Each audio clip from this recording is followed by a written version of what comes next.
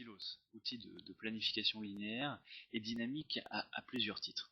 Le premier, quand vous souhaitez par exemple vous focaliser sur une partie bien précise du projet, et bien quand vous sélectionnerez votre cellule espace-temps, la cellule centrale que je viens de sélectionner, vous pourrez afficher à tout moment par exemple une zone plus fine. Par exemple, on va s'intéresser à la zone 1000 jusqu'à 1500. Vous voyez qu'automatiquement s'ajustent toutes les cellules supérieures, à la fois notre échelle de distance, mais également notre dessin que nous avions fait, effectivement, on ne voit plus que Jefferson Street, et puis également nos histogrammes et notre profil en long matérialisé un petit peu plus. Ça, c'est un des premiers éléments, c'est que à partir du moment où tout est bien ajusté, eh bien, c'est extrêmement simple de se focaliser sur une partie du projet sans avoir à tout reconfigurer. Le deuxième aspect va concerner principalement les activités.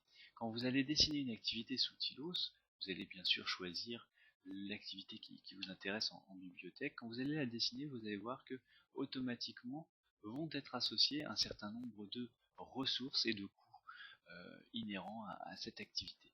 Alors c'est ce qu'on voit ici sur cette première opération de décapage.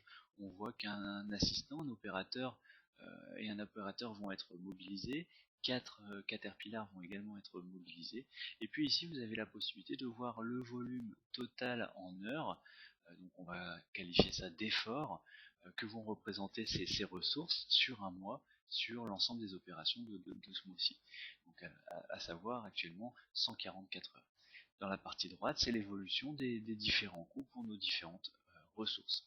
Si on continue la planification de notre projet, on va ajouter par exemple une activité de déblai, vous allez voir exactement le même constat.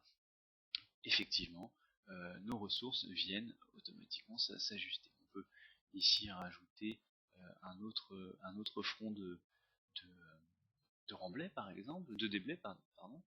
Donc, ce que je vais faire ici, on va ajuster notre déblai, et puis on peut bien sûr nos deux activités les relier.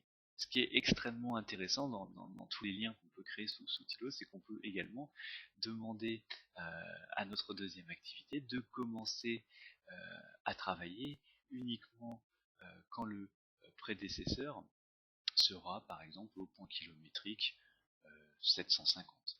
Ça c'est extrêmement intéressant et c'est vraiment une nouveauté sur Tilos. Donc après il suffit de recalculer et on voit bien nos opérations se réordonnancer par rapport à la date de début de notre projet.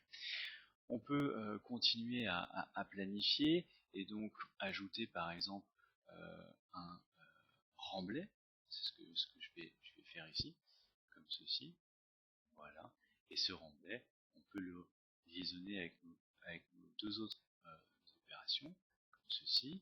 On peut ce coup-ci demander de conserver une distance minimum de façon à éviter tout clash entre activités, ce que je vais faire ici, et puis on va recalculer notre planning, et vous voyez bien que tout s'ajuste.